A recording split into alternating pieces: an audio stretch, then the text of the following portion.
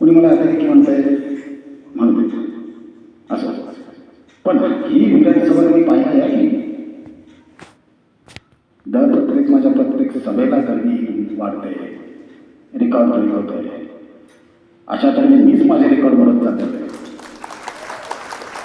Police मंडळी आटोक्यात आणणं ही साधी गोष्ट नाही, पण ही गोष्ट फक्त शिवसेनाच आटोक्यात आणू शकते हे लक्षात घेतलं पाहिजे. काश्मीरला ज्यावेळेस अन्याय झाला असताना मी तो रिमोट कंट्रोलने भटकून दाखवला आहे. जे शंकरराव चव्हाणांना जमलं नाही ना नरसिंहरावांना जमलं नाही.